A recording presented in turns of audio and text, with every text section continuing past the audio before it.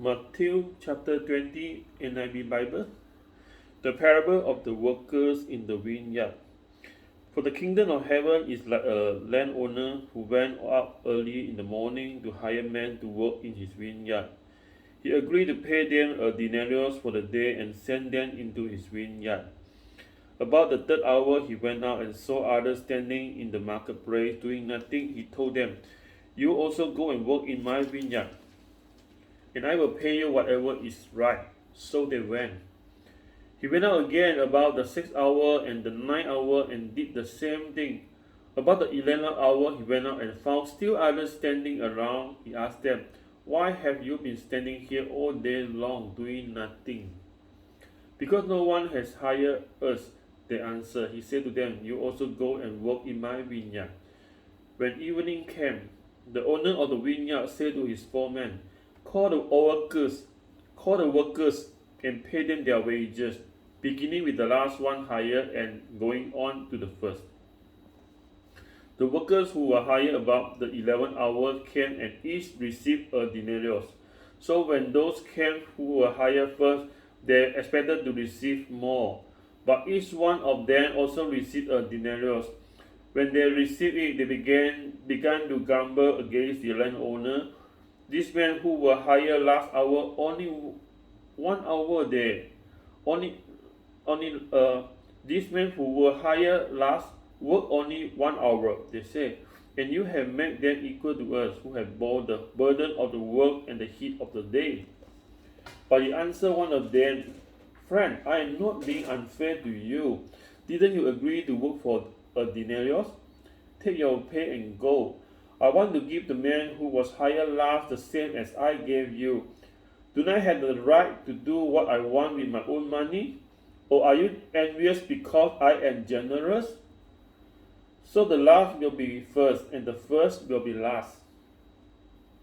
Jesus again predicted his death. Now as Jesus was going out to Jerusalem, he took the 12 disciples aside and said to them, "We are going to Jerusalem, and the Son of Man will be betrayed to the chief priests and the teachers of the law. They will condemn him to death and will turn him over to the Gentiles to be mocked and flogged and crucified.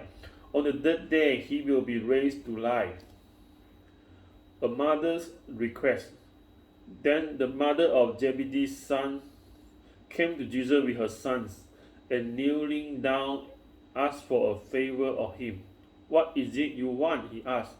She said, "Grant that one of these 2 sons of mine may sit at your right and the other at your left in your kingdom."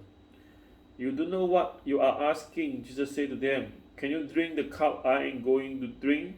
"We can," they answered. Jesus said to them, "You will indeed drink from my cup, but to sit at my right or left is not for me to grant.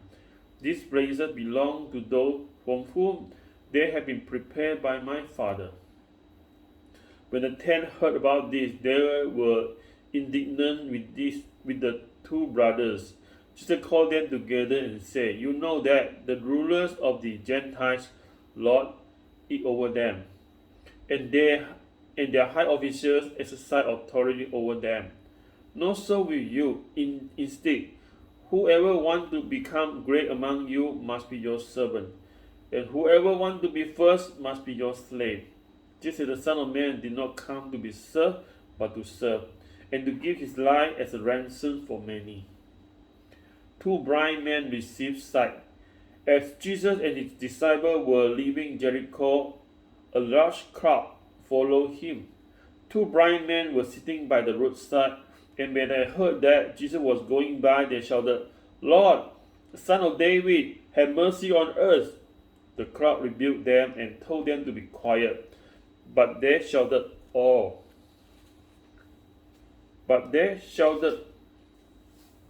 the louder, "Lord, Son of David, have mercy on us." Jesus stopped and called them. "What do you want me to do for you?" he asked.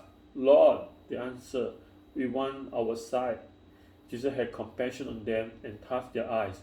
Immediately they received their sight and followed him. This is the words of God. Amen.